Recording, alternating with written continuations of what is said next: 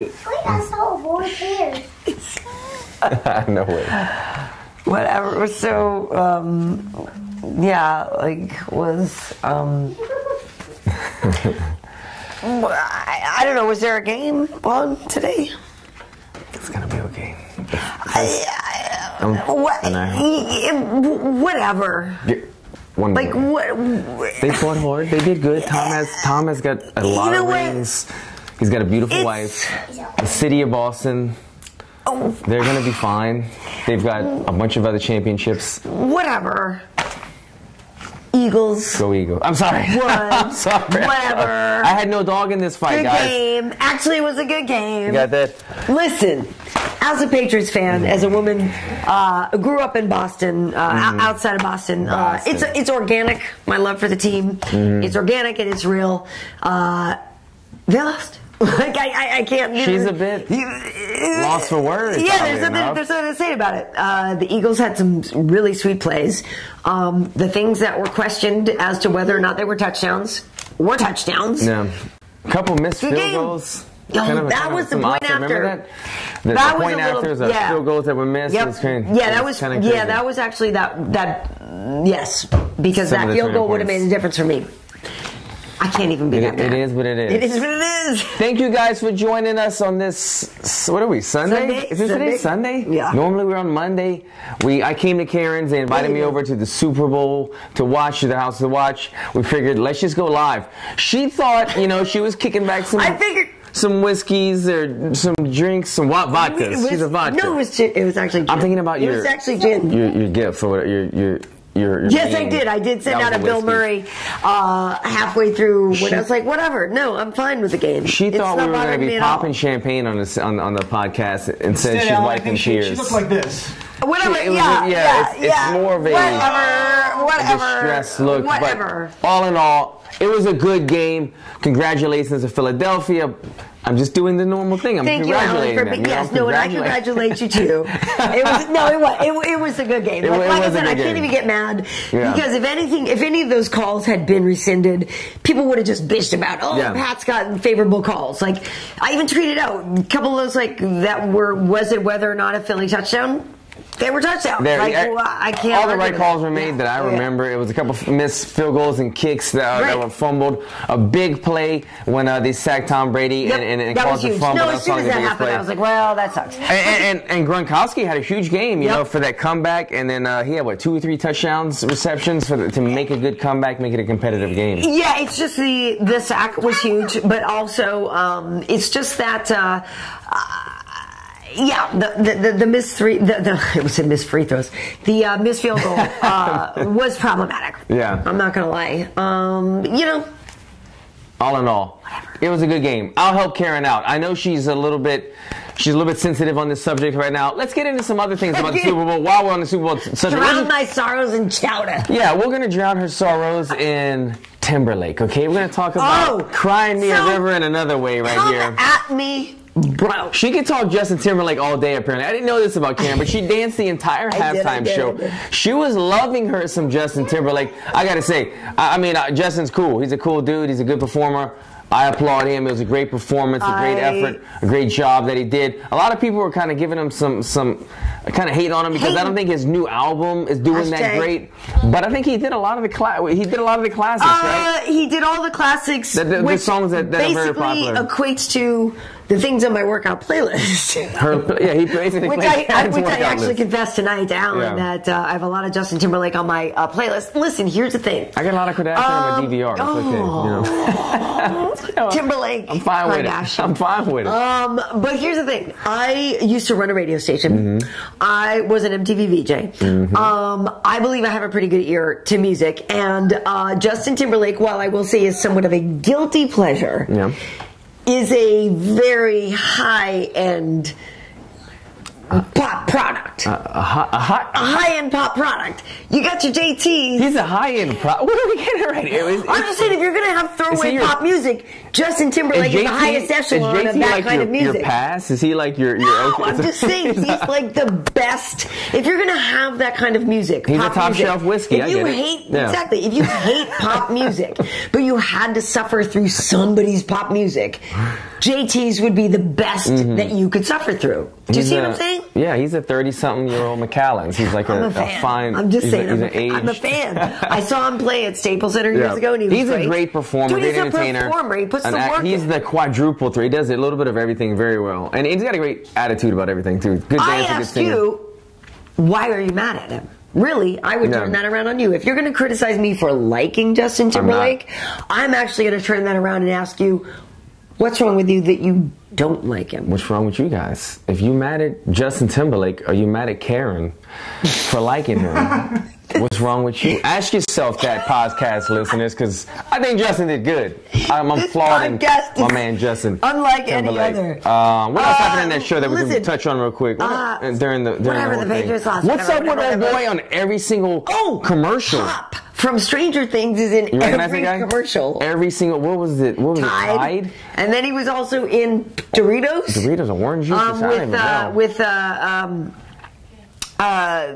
Game of Thrones. Yes, the shorter guy. And then he's amazing. No, I love that. Little person. And then also did the country of Australia spend their entire tax dollars on business ads? They did. They had Danny McBride in there, which was a funny commercial. Danny McBride and what's his face, Pretty Boy, and then they had the one for the wine, which was also the yellowtail or whatever, hopping tail or whatever. But that's Australia. They went big. They went real big. Yeah. Peter Dinklage. Peter Dinklage is the man's name. How does she know that shit? Because I know who that is. David Harper is Hopper. David Harper. Okay, David Harper plays Hopper. So Hop is Harp. Harbor. Yeah, man. Harbor as in where he got his payday. He got his payday tonight. Harbor, where boats. Harbor water. Harbor. Hubba. UFC Belem. Let's get into it. UFC Belem. The fight. Lyoto Machida, victorious in the main event against Eryk Anders. I completely admit, as do I think you, to a degree, we are Machida fans. Yeah, we're biased. We know the man. We know him as a fighter and respect him as a fighter. We know him as a person, and I think even like him more as that person. That being said, I was trying to be very objective watching that fight. I could have seen it as a draw, and to be honest with you, I'm okay with Lyoto winning that fight. I know that in my heart, I felt like there were moments where Eryk did some damage with some of his punches, but on the overview, I felt like Lyoto ran the fight.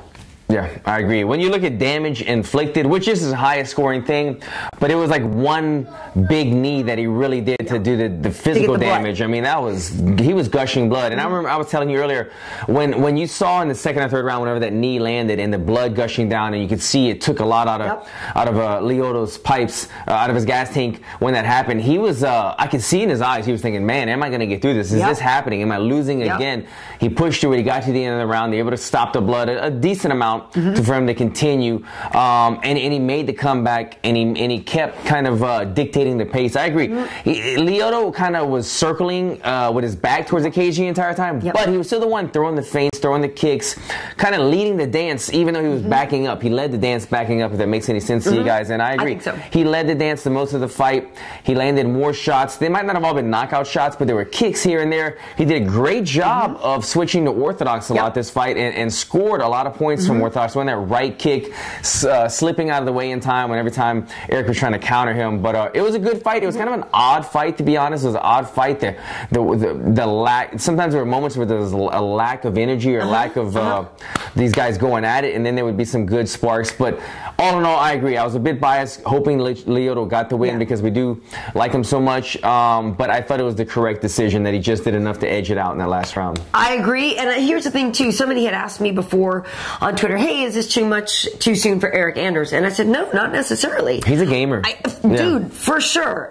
So the guy, was helped win Alabama, Roll Tide, helped them win a football football championship over Texas in 2009, I believe it was. So the guy, anyway, has been, he's an incredible athlete, just an incredible natural athlete. And I did not think it was too much too soon for him necessarily. That being said, I think there were times when he looked to me just tense. I was going to say the same thing. Just tense. Like, okay, he's a gamer, but he learned a lot in his first 5-round main event. Exactly. Yeah. He's like, I called out Machida. Now I'm here at Machida. Oh, wait, he's southpaw. And Machida's tricky. You know what I mean? Like, I felt like I didn't feel like he was all the way in over his head, because obviously he inflicted damage, and I felt like there were moments of really where he shined, but you could see where he didn't. He just didn't. Machida had him froze a lot of it. I completely agree. As soon as I said he's a gamer, I wanted to elaborate more, and you did that for me. He's a gamer. He showed in his 3 or 4 previous UFC fights that he can come into MMA at an early age. But I like him. Yeah, for only having, what does he have? Less than 10 fights. 4 fights in the UFC. Yeah, in total, less than 10. He was 10-0. 10-0. So that not really that many fights. 10-0, 10 professional fights, probably in a short span. To come in and get a main event. He's a gamer thus far, but going into your first main event in foreign territory on a 5-round fight against Lyoto Machida, a guy that throws so many feints and elusive techniques that he makes you freeze up. I thought that he should have done. I don't think he threw a single strike the very first round. I know. He's like, oh my god, oh my god. He was kind of trying to find his rhythm. It's gotta be a trip. I'm sorry, Lyoto Machida, like standing across from Machida. The first time even you sparred with him, did you go like... It's intimidating because you're thinking, this is the dragon. This is the guy I watched on TV. I know Eryk has probably watched him on TV and studied him.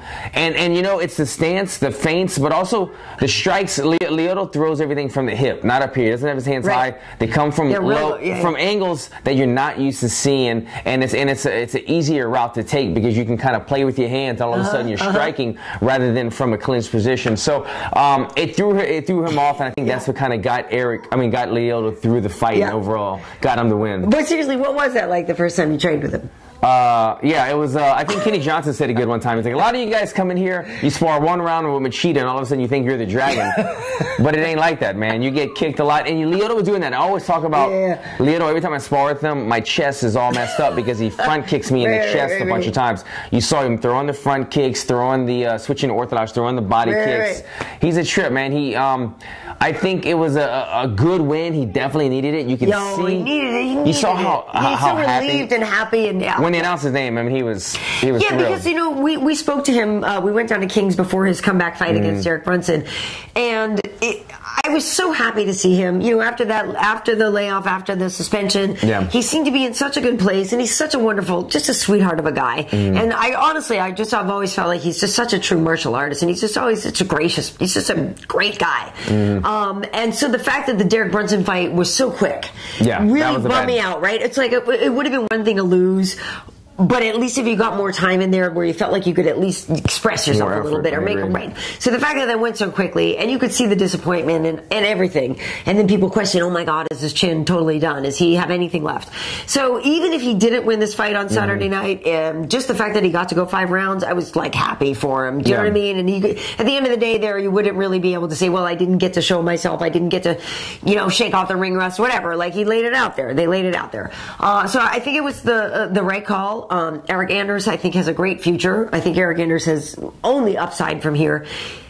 But when Machida called out Bisping, I was like, like I loved it and I hated it. Bisping. I loved it and I hated it because I love me some Bisping. And I love me some Machida. So, like, to see the two of them go at it would be... At this point, for Bisping, is it almost flattering that every single fighter calls you out? Or is it almost annoying? No, I was telling Wade, I'm like, what if you're Mike, right? And you're just chilling at home. You're like, son of a bitch. Do they think I'm an easy fight? Or is it calls me out. You're just trying to chill and like have a glass of wine at home. You're like, seriously? It's true. You're trying to enjoy fights and you hear your name on national television and it's like, it gets you riled up. And I would have loved to have been in the room, a fly on the wall to see Bisping how he reacted to that. But I'm for the fight. You know, both guys are in the later half of their career. They're both kind of in the same boat as terms terms of, they don't have that many fights left. Yep. But you know what? I don't think this is a fight that Bisping would want. He's looking for his retirement fight. He's not looking for a southpaw. He doesn't match up well against southpaws because of his eye trouble. Yep. And I think that's part of the reason why he turned on the last fight against Vitor. Among other reasons. Among other reasons, against Vitor. So I don't know if Machida would be the guy necessarily that Bisping would want to fight for those reasons. I mean, he's got an eye injury that he's been fighting with and trying to hide as much as possible, but I think the secret's kind of out now. So he's looking for maybe a more favorable matchup. But I'm not speaking for Bisping, but that's what I would think from knowing both guys that Bisping would reply to that comment by. Makes sense. Well, regardless, happy to see Lyoto get back in the win column. And seriously, and like for Eryk Anders, my first loss came to Lyoto Machida.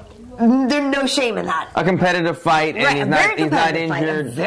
Like you said, he's still got the upside of his career left. For sure. Okay, so originally for the co-main event, we were supposed to have John Dodson versus Pedro Munoz, who has trained with you at Black House. My boy Pedro. Pedro Munoz did not make weight. Long story short, John Dodson did not accept the fight with an overweight fighter. I don't know. I mean, you know Pedro some, but in general, what do you make of the decision of John Dodson to not take the fight? This is such a tricky, it's a tricky question.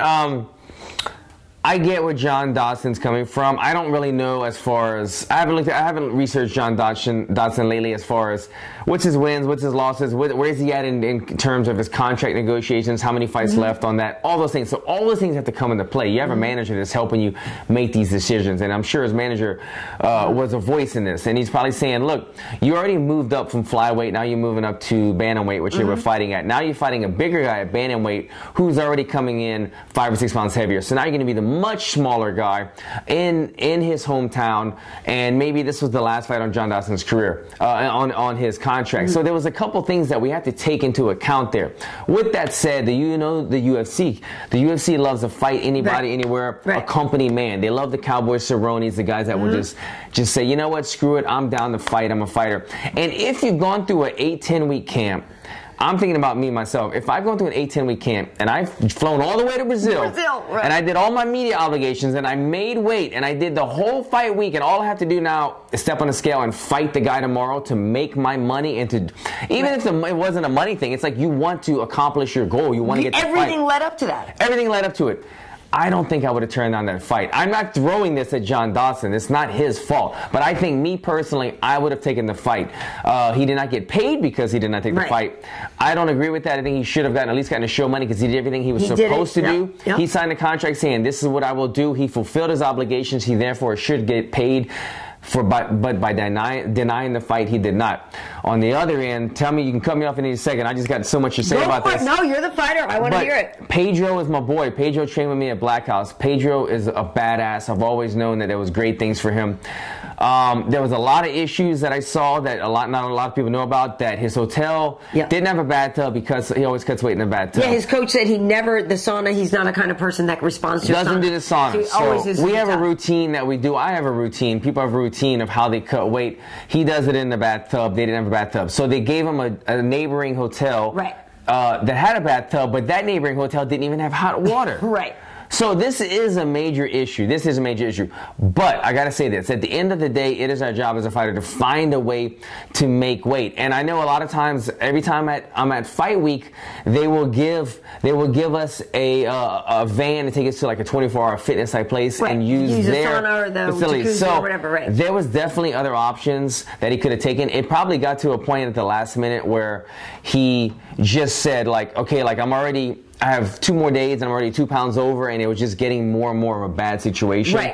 They should have figured something out sooner, is what I'm saying. At the end of the day, it all falls on Pedro. It was his fault. He put out an apology about it, but it was his fault for missing weight. I feel bad that those things came up and messed him up, though. Yeah, and his coach, I did actually got a voice message from him because my friend Anna Hisa for Globo, I was texting with her and she's like, I'm actually going to be with his coach at any second now. So he left me this whole detailed message about the fact fact that they showed up on Monday, I believe, at 152 pounds. They get all the way down, and usually they do 2 to 4 pounds or whatever fight day. He told me, that's his routine. Right, he's not a guy that responds to the sauna. The sauna does not make him sweat. He said he is a guy that always needs a tub. Yeah. And yes, they had made arrangements because their hotel didn't have a tub to go to this other hotel. That one didn't have hot water. So they said they actually tried the sauna, and it didn't work, and, you know, he said, for the safety of my fighter, I told him, you know, let's stop. Yeah. So it does suck because, you know, like you said, you have your routine and you would expect hot water. That doesn't seem like an odd thing to ask for. What hotel were they staying at? I mean, right. So you would expect to have hot water, but, you know, so it sucks. That being said, I'm okay with John Dodson saying no to the fight because he has a lot to lose. You know, John challenged for the title at 25 against Demetrius. It didn't go his way, but at 135 pounds, if you guys remember, John Dodson knocked out TJ Dillashaw to win the Ultimate Fighter. John Dodson, so he knows he has a win over the current champion. So whatever John Dodson does right now is all in pursuit of and knowing he's within grasp of building that rematch. Title shot. Yeah, absolutely. Exactly. So I totally understand him saying, no, I did everything I was expected. You didn't do what you were supposed to do. I have more to lose in losing this fight. Take a walk. Like, I agree. I totally agree with that. You have to put everything on the table that was happening with him. I am totally and with okay with that. Business-wise, it didn't make sense. I'm totally okay with that. And I know maybe, you know, some people are like, oh, you're not a badass, you're not down to fight. But he is a professional who has, you know, his life depends on wins and loses and losses. And so I have zero problem with him not fighting. Yeah. I wish he got paid. I do too. I mean, to not pay the man after 3 months of I wish he got paid. sacrifice, it's tough. And let me say, you know, with Pedro, he didn't have a hot tub. You know what? When I fought in Brazil, the same thing, man. I had always cut my weight the last couple of pounds in a in a bathtub, and my room didn't have a bathtub either. And I was kind of like, well, what the hell do I do now? So me and OSP, we went and found a sauna at a different hotel or something, and we made the weight. So it does suck. It takes you out of your routine. You have a way to do it. You know, I'm gonna do 7 pounds in the sweats and then 4 pounds in the hot tub, and then all of a sudden you take that out of the equation, and your body's not used to responding, but you still have to kind of get it done. I've done it before. I know Pedro probably does cut more than me. We don't know everything that was happening, but at the end of the day, it falls on the fighter. So it was Pedro's fault. But Pedro's an awesome dude. He'll be back. I hope the UFC doesn't punish him too bad for this one. Well, but I would have loved to see the fight. I just want to see the match. Me too. That said, I bought one of those little personal saunas. Oh, the little ones? I didn't tell you. I bought one of those little ones. The little, like, the one that looks like the little, like... Yeah, the head popping out. Yeah, and you can stick your little arms out. I was at work yesterday, you know, between fights, and so I sit there on Amazon sometimes. And I was like, you know what? I want one of these things. I might have to borrow that. So, dude, I bought one. So, what do you need a sauna for? Because, Wade, sometimes I eat things and the salt Shed a few really pounds, affects man, you know? me. Seriously, but also, Wade, for you, he's got like muscle soreness from being a man. He says that like it like that's a real thing. It'll help relieve, like, you know, tension and man muscle. You see how she tries to justify her purchase by saying like it might benefit your. For me, yeah, exactly. So I like the buy though. For me. I'm gonna have to get one of those. Before you guys move on, can we give a shout out to 03 Blaird? 03 Blaird. 03 Blaird. What's up, 03 Blaird? 03? Are you a constant watcher of the show, 03 Blaird? Yeah? You know, I just liked his comment. I thought we'd give him a shout. Okay, cool. moving on. What's next? Valentina Shevchenko. Got a lot of questions about this. Okay. Oh my God. So here's my thing. I said it on the post-fight show. If you're not on the bullet hype train, if you're not on the bullet train, you need to get on it. This is a very easy fight to discuss. Valentina Shevchenko, who beat Holly Holm, who was a champion at 35 and also challenged for 45. Arguably, a lot of people think she beat Amanda Nunes at 135 pounds. Anyway, this woman comes down to $125 where she can wreck shop and is a definite future champion. A minus 900 favorite, was supposed to win. Huge favorite. Did everything that she was supposed to do. I know a lot of people are saying that Cachoeira should have never been in there with her. I agree with that to some degree, but as the story goes, no other woman would accept a fight with Valentina because most women, I think it's hard to win. Yeah. So, in terms of the matchmaking, I agree it was a complete mismatch, but I don't really know what else they were supposed to do. But Mario Yamasaki, awful job refereeing. please don't ref anymore. You should have stopped the fight way sooner. And then even when Priscilla did tap, he didn't even catch that. So bad on you, Yamasaki. I agree. It seemed like she tapped a couple of times. She totally did. He didn't even catch it. So bad on you, Yamasaki. Bad on Priscilla's corner for not throwing it in the towel. I didn't know she hurt her knee. So, like, yeah, great points for being tough. But I wish it didn't go on as long as it did. She is super tough. And so if you're just watching this, and I don't know if this is confirmed news, but this is what I saw today. And so me and Karyn have been discussing this with Priscilla. I don't even know her name that well. Priscilla apparently had tore her ACL and her meniscus in the opening. As soon as they engaged and she ate a punch, she tore her knee. And I remember watching the fight, and she got hit and she stumbled back and her back leg was kind of moving kind of funny. And I was thinking, like, why did it almost looked like she had a dead leg from the punch. And apparently that was when it happened. She tore her ACL and meniscus. It's not confirmed, but something was definitely happening there. If that was the case, first off, let me put this on the corner. First off, let me address the major elephant in the room. Mario Yamasaki. Bad job. You're supposed to protect fighters. And I'm a guy that's always hollering, let me get knocked out or give me an opportunity to fight back. But when somebody is in crucifix position, eating elbow after elbow after punch after punch, you could have stopped it there. When somebody has their back taken in, they're sprawled out, hips are down, and they're getting ground and pounded, you could have stopped it there. Many a times, even the tap came up late.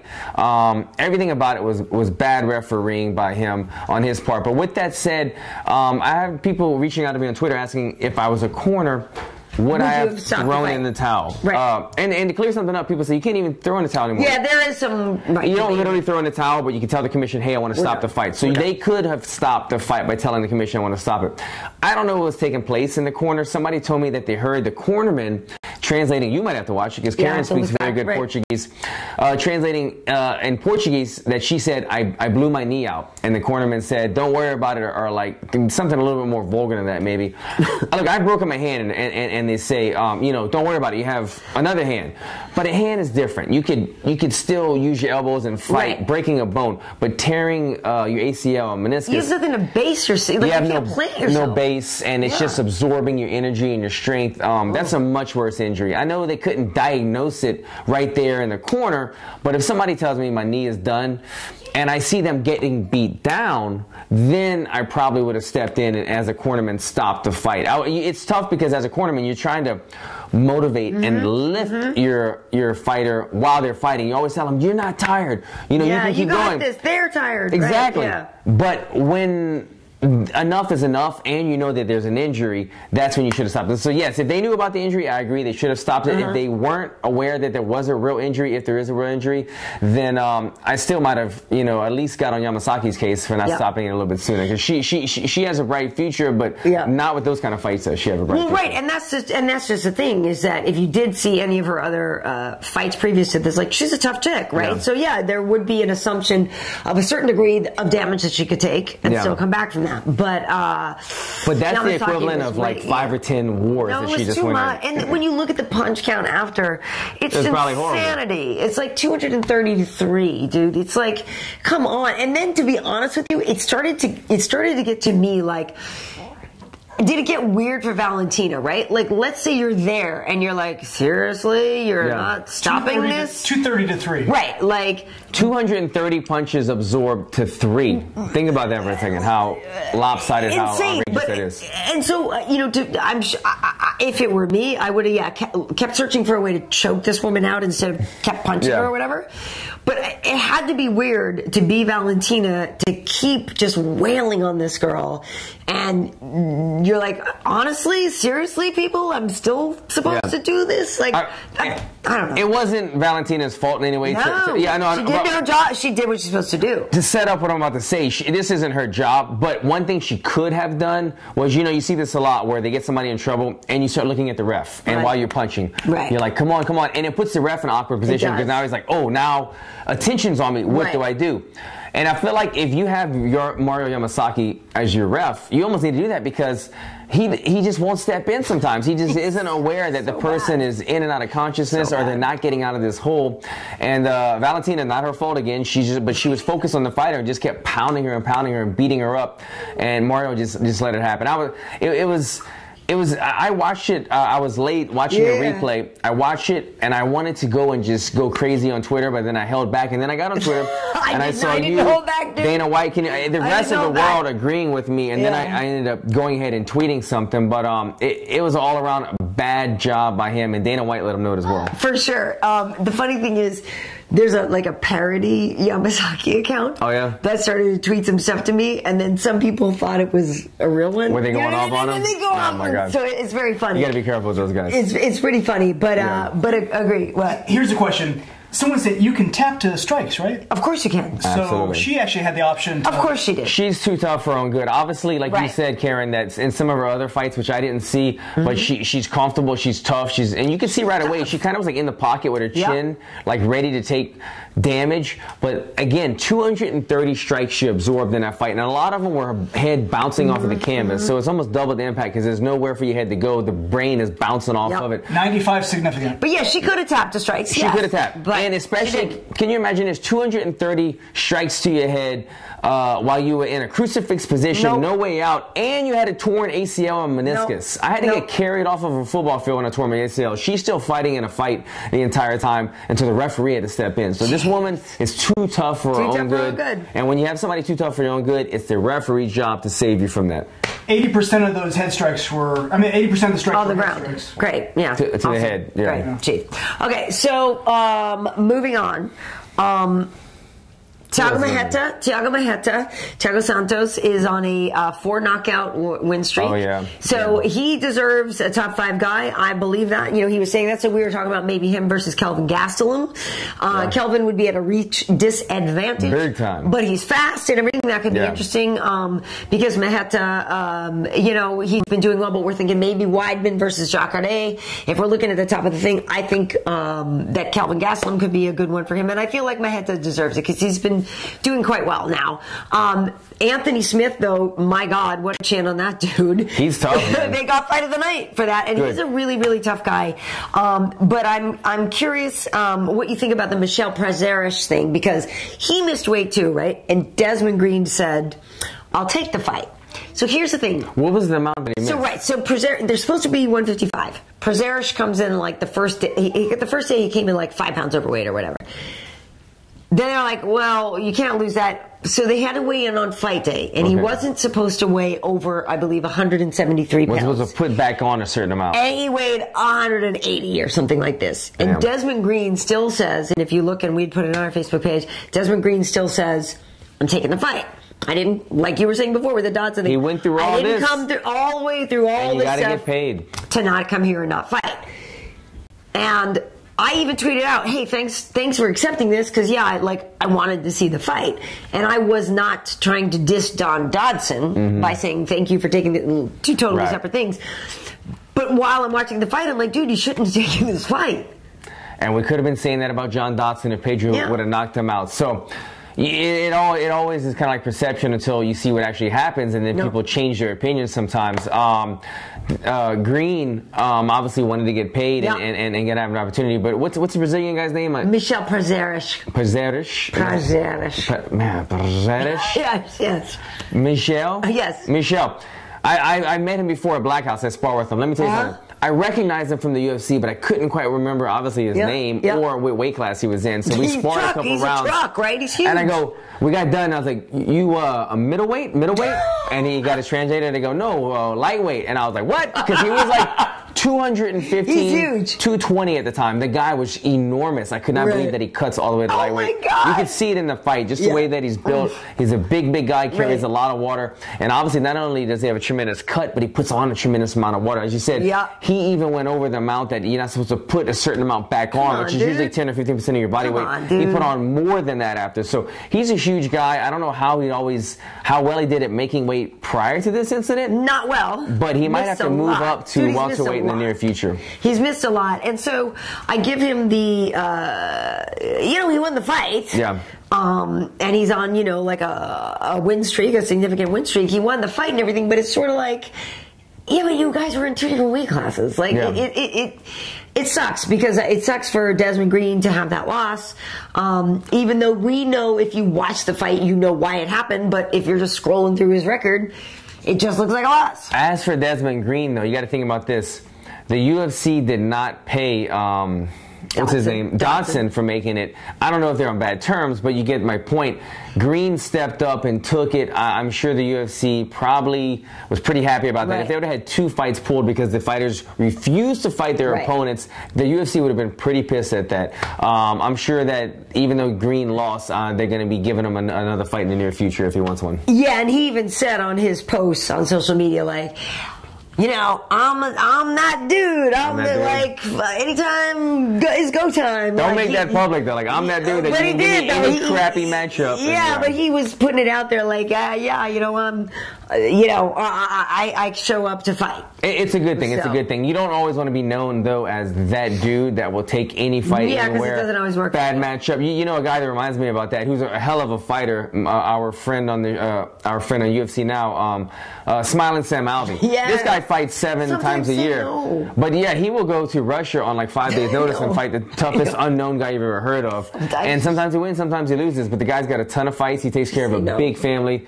You know, props to him. Sam's awesome guy. But yeah, he just, sometimes I'm like, dude, don't take that fight. Like, are you crazy? Really, like, you're fighting some beast on short notice. Like, but he's like, I'm that dude, you know? Yeah, like, dude, no. He doesn't care. Time out. Take time so sometimes you have to balance that. Be the company man, to fight any guy, anywhere. But sometimes when on the phone when you're texting the UFC, not everybody has to know that you turn down a fighter. You know what I'm saying? Like, you know what? I'm not going to work out this time. For sure. Yeah. Do we have any questions? Just some questions on Dodson. Did he for a fact not get his money? Because some people are saying that he did get paid. I saw that he did not. I heard that he did not. Yesterday he had not. As of yesterday, he did not get his show money. To be honest with you, I was kind of perhaps they paid later in Super Bowl mode today. Yeah. But, unless something changed, but as of yesterday, I saw that he was not receiving his show money. But I would think he should get his show money. 100%. Maybe not anything other than that. I can understand their argument, but he should get his show money. Especially because he did step on the scale, right? And that's pretty much part of the contract. Step on the scale at this weight. You've I should look at his Twitter. I can see. If you guys see anything else, let me know if that changed. I hope so. And Al, we got a question. Which 10th Planet gym do you train at? I've been with Eddie Bravo throughout my entire career, but Eddie is now, he's always been with HQ, but it's downtown. I teach out of Burbank. I live in the Valley, so I train mainly at 10th Planet Burbank with Jared Carlson, one of his black belts, and Jared Carlson will be accompanying me to my fight to help out. So that answers your question. I train at Burbank and at HQ with Eddie Bravo. Nice. All right, and then we've got one from Brothers Through Iron, ZYZZ. I've seen your question. I just didn't know if they want to approach this topic. A lot of people asked about Brendan Schaub, Karyn. Did you see what he posted? Do you have any thoughts? What do you think? The Brendan Schaub issue. It's just silly. I mean, it's just, I can't even... Really, guy?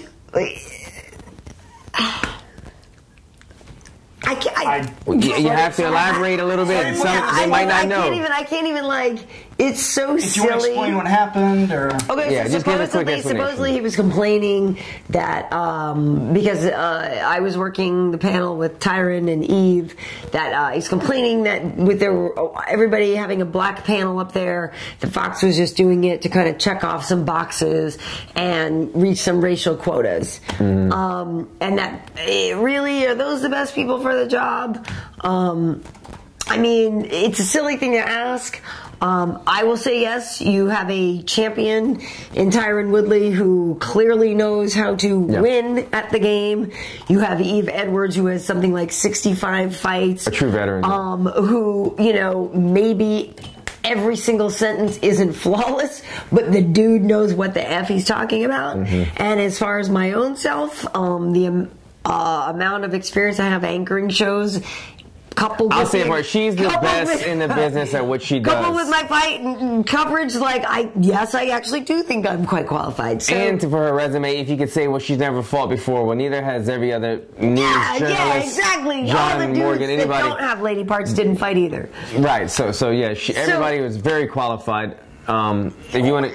I think whatever, dude. I'll just say my little piece on it. I wasn't aware of it until today, but I think it was just an observation that Brendan made, and I think he probably made just a bad judgment call on the way that he set it up, being like, he's not the most articulate guy, if you haven't noticed. But I think what it was, he just might not have had a personal preference to maybe everybody on the board, right? But the way that he set it up, he probably, I could see him coming out and apologizing after. Because Brandon's a good guy, but I don't think he said what he wanted to say the right way. Right, and the thing about it is to your point, you could have just said, I don't know if those three people work well together or something like that. But but to say, that would have been better. I don't know if those three chocolate people work together well. Like, do you know what I mean? Like, that wasn't a quote. It's because it didn't. Right, it wasn't the quote. I'm being nicer about it. But like, that's the problem. Is because in fact, this doesn't matter. Yeah. Like, if you just think somebody isn't good at their job, it shouldn't depend upon their skin color, right? It's just that I don't think the dude on the right is good, or I don't think the chick is good, or whatever. Like. So the fact to bring in the other stuff is what makes him look bad and weird in the situation. No, because it's just an unnecessary qualifier. It didn't even make. It was the wrong move. Like, why? If I'm remembering right, didn't he audition once? Once. And that could have been it too. Brandon's doing great right now. He has a successful career. Him and Fox or UFC didn't get along. Maybe there was a little bit of resentment, and that's kind of where that came from. And he vocalized it the wrong way. But when I was trying to figure out what was going on, when I saw people commenting on Twitter, I saw that his post was deleted, and I feel like guilty. Yeah, he probably feels a little guilty. Probably maybe feels a little embarrassed. And I'm not speaking for him, but I just think maybe because I think Brandon. I've met him a bunch of times. He's always been super cool to me. I've never sensed any type of racist or anything like that about him. I think he just made he just set it up the wrong way.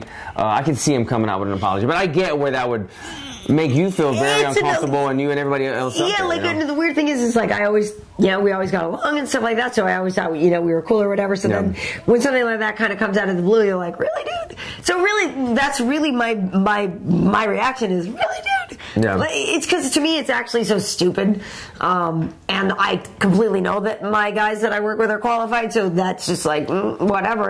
They are qualified. I was really surprised when you mentioned it because he's always been very cool. Yeah, that's what I'm saying. So to me, it came out of left field. So that's why I was like, haven't responded on Twitter or whatever, because I'm just sort of like, what? Like, huh? Like, whatever. It is what it is. And we've talked about it now more than I ever expected to talk about it. There was a lot of comments. Because it is that much of a whatever. Like, it's a whatever. It's a whatever. We brought it to the forefront. It's whatever. Here on MMA Heat, baby. Most people agree he's not racist. They don't think he's just very punch drunk. That was sweet, audience. You guys are very forgiving. But I'm freaking qualified. Yeah. I think he just said the wrong thing. I don't think he thought that response stupid is through. as stupid does. Yeah, maybe so. Maybe. Okay. But I'm glad we spoke about that one. I'm glad we spoke about it. You feel lighter. You feel like you just were able to go. We all got it off testify here a little bit. Yeah. On an awesome topic, if we're taking questions still. Awesome! You're in the game. Comments about Alan kicking ass in the game. Alan versus what a badass! Damn. Versus Bruce Lee. You smoked his ass. Just give me the best martial artist in the world. That's so awesome. Kicked his ass. Damn. Cartwheel kick to the face. In a video game, guys. Fighting Bruce Lee. Man. Dude, how cool is that to be in the game? It's super cool. I gotta say, I'm just gonna say it. They could have given me a little more definition in the shoulder, abdominal region. I'm happy that I'm in the game. It's a very lookalike. You weren't chiseled enough. Wasn't quite chiseled as to my likings, but. EA. The EA game adds 10 pounds, Alan. What are you going to do? That's right, Next season, all I'm saying is, He had some sushi. It was a little bloated. We could do a little more chiseled. The soy sauce. Look, you've got it. Okay, look, go to this video right here. Well, you did mention they took all the photos when you first started.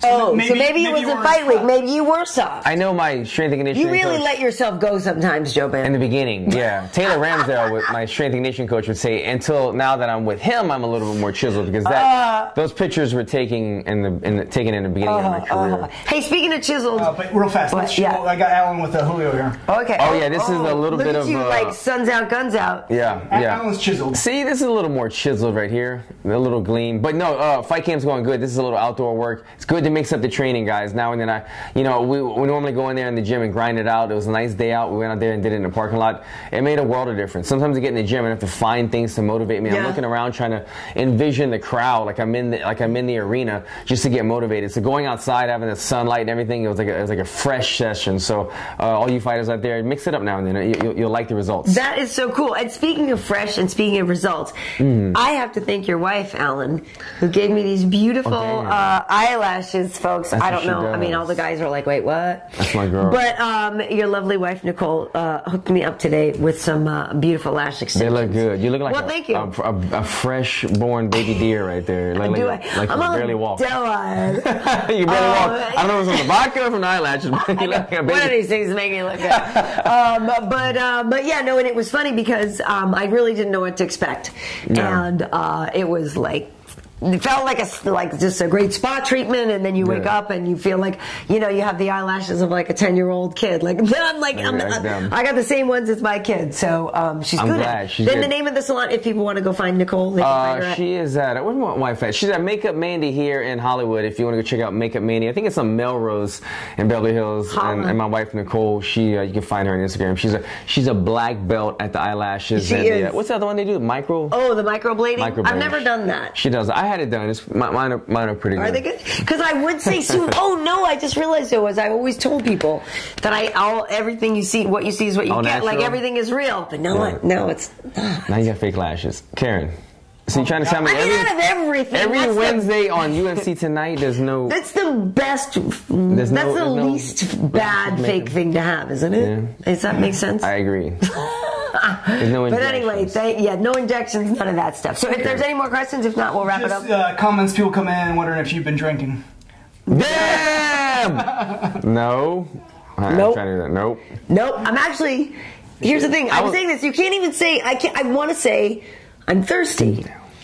And I know that somebody's going to make a meme of that, but you can't say I'm thirsty now because it means a whole other thing. Yeah, a thirsty girl. Yeah, she's looking for the man. Oh, I was watching the Dave Chappelle. I think it was Dave Chappelle stand up, and they were talking about mileage on a hoe. You guys know about that? Mileage on a hoe. You know what mileage is? Well, I mean, you probably. I would imagine mileage. There's all this terminology. Dave Chappelle, man, when he does his stand up. Was it the Netflix ones? Yeah, it was one of his Netflix. I think it was the one where he was on a smaller stage. So funny. When he does comedy, he tells us he's so smart and educated, and he tells this story that you just like.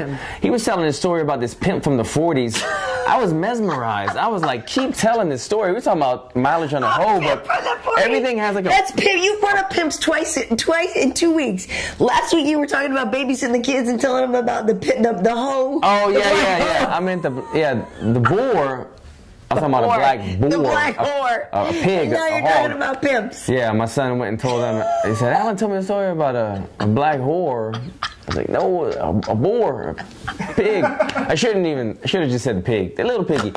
Anyway, though, yeah, check out Dave Chappelle's thing. I don't know what that has to do with funny. it. I know. He's amazing. I need to see this. He's a great storyteller. He's a great storyteller. Him and all his money. $50 million. He's so paid. What he would have had. He's so paid. So here's the thing. We're doing UFC Now on Tuesday. Yeah, check that one out. I think it's you, me, and Kenny. Yep. So that's on Tuesday. We have UFC Tonight this Wednesday. Then on Friday and Saturday, I will be in the studio for UFC 221. Ooh, Rockhold and Romero. That's coming up, man. Taking? That's next weekend. I don't know. I gotta say Rockhold. I kind of want to see Romero. Yeah. I think just because Romero uses his explosive power, he uses his takedowns, but he's more of the explosive guy. Rockhold is going to be so rangy on him, and you can't really hold Rockhold down. I think Luke has more ways to win. I agree. That's a good way to put it. I'll just leave it at that. But yeah, that's crazy. That's coming up. Next weekend. So I'm excited. So I got a full week, and then after that, I'm going to the dog show. Yeah. Go ahead, sorry. Okay, yeah, no, so after UFC 221, then I go to New York next week, and I'll be working on the Westminster Kennel Club. That's dope. Oh my God, it's so show, fantastic. So that's on FS1 on Monday and Tuesday the following. So I got a lot of good stuff coming up this week. I'm actually really excited. The dog show is a total trip. And if you've ever seen the movie Best in Show, like, yeah, that's what it was making me think of. It's that. Like, it's that dialed up to 11. you know, like from Spinal Tap. You see what I did there? But literally last year, the Norwich Terrier came out for Best in Show, and like I just about peed my pants. Like, I remember. And when the Bulldog came out, you sent me a little video, right? Remember that? He gave you a little nod or something. I did. I was like, the Bulldog saw me. He's like, yeah, gave you a little thanks. He showed me some shade. He threw me some shade. Do that again. But it's amazing. The dog show is amazing. I'll come. That's dope. Yeah. Do that, please. Send me the Bulldog pics. It's so good. It's so cool. It's so cool. By the way, your buddy Brent, he's on. He said, Brent's on there? Says, sorry, Karyn, about the game. Yeah, thank you. Oh, he knows. He knows. Sorry. What's up, Brent? I'm sorry. Thanks for following. Brent's a loyal man. Brent's always hit me up during the week telling me, you know, you guys are killing it, this and that. He watches the show. Appreciate the love, brother. Thank you. Whatever, yeah, Tom Brady, they didn't do it this year. He's going to go home to his beautiful wife. Here's the fun question I want to He's going to kiss his son after. Yeah, for a long time. I kiss my son on the lips all the time. Leave him alone. I like this question. If UFC made an exemption for PEDs for one dream fight, who would you want to see matched up? And this guy, he's saying his would be, this is his brothers through iron again, saying John Jones versus Brock would be his. Oh, damn. We're just getting like... That's his dream matchup, but if you guys... And maybe they don't even use PDs normally, but let's say they say, hey, you guys can use all you want. You could use all you want. Juiced up to the gills. I would say like Anderson versus John. I would like to see Anderson versus... Why you gotta use the two guys that just got popped for... No, I know, but I was trying to think of somebody old, right? No. No. I don't mean old. I meant earlier generation. You meant old. So I'm like, no. Old school. No, old school. Like literally my brain was like Anderson versus Ken Shamrock or something like that, but I just think that's just too easy of a fight for Anderson Silva. Like, do you know what I mean? Yeah. So then I wanted to think of a more complete martial artist, which makes me think of a more new generation martial artists, just because I feel like they're more complete, right? Because I feel like the old school guys was like great at one thing, right? More so, right? Now, the new guys are... So to see like a prime, it's so terrible, but a prime like Juiced Anderson versus a Juiced John Jones, take all my money. Yeah. Like, take all my money. I'm going to use... That's a terrible question to answer, by the way. Yeah, I know. I kind of feel bad. And please don't ever... Like, that's a terrible thing to say. Completely hypothetical. Like, I don't like that, because... I like your John Jones against Anderson, but I'll take your John Jones and raise you one against Alistair Overeem. Bring back the Reem. The Reem. Give him that 25 pounds of muscle back when he was knocking fools out against John Jones and let him go at it. Yeah, that's pretty cool, because the thing about Brock is... After a night of binging. Exactly. I don't think that... like when I think of Brock, you think of like that explosive wrestling and all that stuff, but it's not like I feel like Brock could box and had hands and shit. You know what I mean? His like whereas I feel like John with those lead elbows and this and the spinning back, like I just feel like he's way more interesting. Yeah, agreed. Yeah, Brock's just a specimen, but he's not that fun to watch. Right, but I was at the Brock and Alistair fight, which was really crazy. That was crazy. A liver kick or it was just, and he was like, yeah, that was crazy. Our weigh-in footage on there, I had amazing placement. Oh my God, yeah. Great coverage of People should look at that. That's one of our highest viewed videos of all time, is the Alistair and Brock I was like, weigh-in. I was in the wrong place. I was like 10 feet away. I wasn't supposed to be there. It's amazing footage. And, you know, they're superhumans. They're massive. Yeah. So, yeah, that's one people should look for on our Facebook, on our YouTube channel. To end on a positive question, and I cannot say this username, I apologize. It's 3N6IE twice. Anyway. 3N6IE. They're asking, for both of you, who's the most exciting new prospect on your radar? Interesting. This is kind of like one of the questions that UFC now is asking us at the moment. Well, up until her last fight, I was fired up on Calvillo, and I still think Cynthia Calvillo is good. She lost her last fight, but I still think she's something great to watch. I would also say Gregor Gillespie. Oh, you stole mine. I was Gregor Gillespie, on my phone. man. It is all about Gregor Gillespie right now. That's it. Gregor Gillespie. I mean, as far as guys that are fresh in my brain who I saw recently, in the last couple of weeks, Gillespie is the guy that stood out the most. The way that he comes from this wrestling background and the way that he puts his punches together, and he's just got that killer instinct. He takes them back, takes them out. I totally stole that from you, didn't I? Big time. Oh, did you see it on my phone? No. Damn. Oh yeah, I need to look at your phone for my cheat notes. Okay, she saw it on my phone. I told her. Gillespie, I agree. Gillespie's, he's a guy that I'm very excited to see fight in the future. I think our buddy Brent, I'll say Brent Howard so everyone else knows his name. Brent. He may have the best. Brent Strunk? For the most juiced up fight ever. Oh, no, the most. Oh, God, he's got some crazy juiced shit. Up. To the most exciting fight. Oh, no, it's going to be like juiced up Gina Carano versus. Mike Mouse versus Dodson. Oh, God. Oh, God. Yeah, they'd be bloated and just going at it. There would be no position control. They get knocked down, pop up. That's just weird. Yeah. It'd have to be like a to the death fight, right? Yeah, like 5 rounds wouldn't even contain them. It would have to be like a 10-foot ring. It's a little small octagon. But somehow that we're in a tumbler where they could use all surfaces. Yeah, something because other than that, you put those guys in a 30-foot octagon and they'd just be bouncing off the cage the whole time. But I like it. I like where your mind. You know why Brent went there? Because he's kind of like a flyweight. Sorry, Brent. Brent's like a flyweight. You know, he's thinking in a flyweight. Well, I know how you're thinking, brother. That's all right. Good picks, brother. Nice. All right, well, that does it. On Instagram, I'm KB Heat. On YouTube, Karyn Bryant. Facebook, Karyn Bryant. Also look for MMA Heat on YouTube and Facebook. And please hit the subscribe button in all those places or follow or whatever. Do that at Alan Jouban across Jouban. And that's it. Oh, I'm glad you guys tuned in. We had a little juice in us. I had water and Mio. I don't know what she was drinking, but we had fun. Not water and Mio. She didn't get the... Not water and Mio. You didn't have a single drink. I'm not I didn't have a single drink. They offered me beer. I didn't even want the beer because I'm focused, yo. Focus on this fight. Yeah, I'm going to show a picture of you one more time. He is focused. I will attest to that. Fight. I like you, Ben Saunders. You're a good dude. But I gotta root against you. I'm sorry, bro. I'm sorry, bro. He's a good dude, but yeah, for sure. Hug it out after. Here's after, Ben. All right. See you guys later. Peace, guys.